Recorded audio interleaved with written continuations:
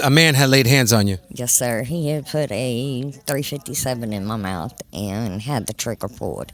And if it hadn't been for his female pit bull, I wouldn't be standing here today.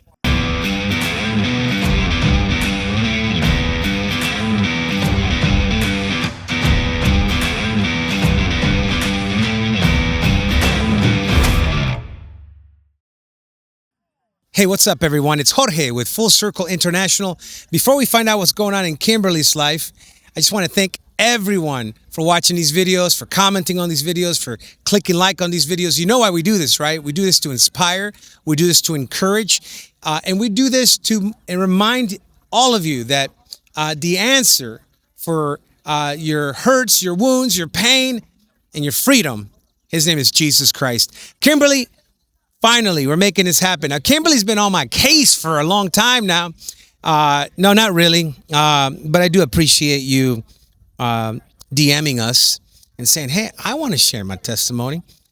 That's cool. How you doing today? I'm doing good. I'm struggling, but I'm doing good.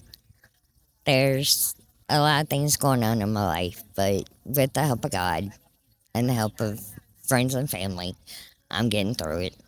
And the reason that I wanted to come on here today was because 2 years ago, June the 29th, I came to North Carolina from Louisiana. I was addicted to meth for 10 years.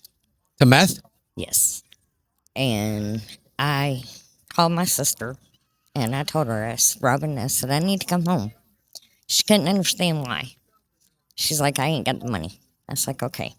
So one day I decided that I was going to FaceTime her on Facebook. And when I did, she looked at me and she seen my face. She said, I'll call you back. You didn't look too good, did you? No, I was beat up. You were what? Beat up. Oh, beat up.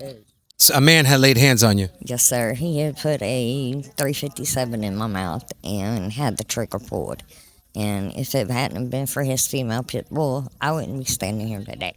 So he did pull the trigger? Yes. And the gun went off and it went off right here on the side of my head. So the pit bull at that time, what, did it grab his leg and yank on him? Arm. Oh, and he got distracted with Yes. you. Oh, my goodness. So I'm looking at a miracle right now. When I got here, I weighed 100 pounds. My sister, she kept, her and her fiance, they were like, no, Kimberly, you're not going back to the way you were. There's days that I just call my daughter in Louisiana and I'm like, I can't do it no more. She's like, Mama, you're tough. You're like I am. You can do this.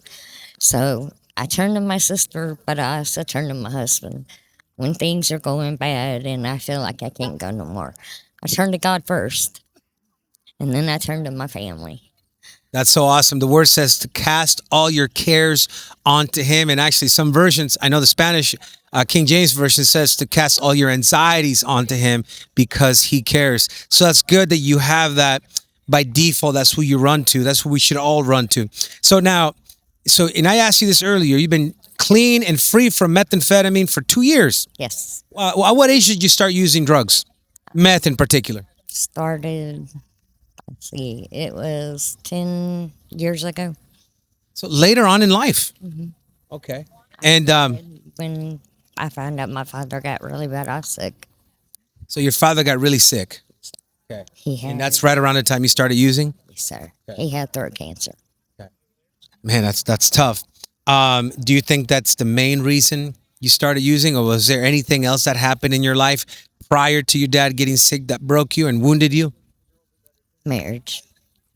Okay. So toxic, bad relationships? Yeah, on my part.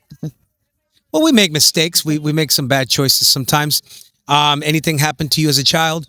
Yes. Yeah. Yeah. Oh, somebody hurt you? Yeah. Somebody hurt me too. And God has led me down a healing journey of my own. Because, drug addiction, it's just a symptom of an oozing, bleeding, terrible, gashing wound that most of us don't know how to address. Right now, if I fell and cut myself, you'd take me to the urgent care, right? Yes. Okay, I hope you would, Kimberly.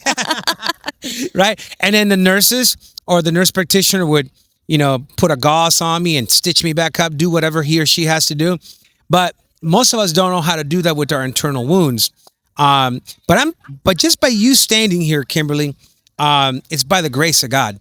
Yes, it is. Anything else in your life that you want to share that has marked you and kind of been an avenue for you to go down a path of destruction? When you see your family torn apart by drugs, and you watch your children tear away from you, your husband tear away from you, and then your family that you thought was the best, but you pull yourself away from your family. Don't let drugs pull you away, because when you think that the drugs are there, your family's always going to be there for you no matter what. Drugs can come and go every day, and drugs will take your life. And meth is one of the weakest ones, or strongest ones that can take your life away. It's a silent killer. And it eats you from the inside out, slowly but surely. So, aside from Jesus, you're saying that you have a pretty good support system? Yes, I do. I have my husband, I have my sister, I have my future brother in law, and I have a lot of friends that support me. My husband is my biggest supporter right now, along with my sister. So I give a shout out to Robin Webster for being a very big supporter, and John. So Robin and John, you heard it. So, Kimberly, one last thing. What would you want to say to the little kids, to the adolescents, even to the adults who are in that pit of addiction? Not only to them, but to family members who have a loved one in the pit of addiction. Well, any words of hope that you want to share with them? just go to them, and if you see that they're needing the help, don't sit back and say, "Oh, I'll talk to you later." Do it then. If someone's laid on your heart, a family member, a friend, whoever, just go call them or send a text, because you never know. You may be their light, you may be their hope, and you may be the one that opens their eyes. And I hope that I reach out and touch someone today, because, like I said in my story, 2 years ago I shouldn't be standing here. But by the grace of God, I am here. And from this day, from that day on, I decided that my life was more important than the drugs. Go get help. But first of all, you need to know that you want the help in your head and in your heart before you go get the help. Because if you don't have it in your head and your heart, it ain't going to work. Wow. Kimberly, let me just say this. You're really level headed. You seem really level headed. You just chill. Look at her. She's chilling over here with her hands in her pockets. That's so cool. And you say that with such ease, but with such heart. Like I heard conviction in your words. Like you really meant that. When you said, I hope this really reaches somebody, it will reach somebody, because we get a lot of views on our social media videos, get a lot of comments from complete strangers who all of a sudden are going to be like, Kimberly, we're praying for you. Like, who are you? It don't matter, because prayer is powerful. And I believe with all my heart that what you shared with you today, it's not only powerful, but it will reach the person in the tent. It will reach the person under the bridge. It will reach the person in their room, in their living room, who's maybe got a needle in his or her arm, or a meth pipe in the other. And maybe your words today, I hope and pray that your words today, Kimberly, will hit them like a ton of bricks, and that person will drop that meth pipe and go get the help that Kimberly says that has helped her. You need to be able to pick up the phone, no matter if it weighs 1,000 pounds. Pick up the phone, call somebody. You are not alone. God is got his eyes all over you. Kimberly, you're an amazing person, and my heart jumps out when I hear people's testimony. But yours has really hit me pretty hard. Thanks for being willing. If they need to reach out, they can reach out to Kimberly Conner on Facebook, and I'll talk to you if you need me. Is it all right if I tag you? That's fine. Well, cool. And listen, also reach out to Full Circle International.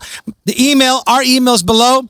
If you or anyone you know needs help with addiction, we got some tools. We have some resources. We have some contacts we'd like to connect you to.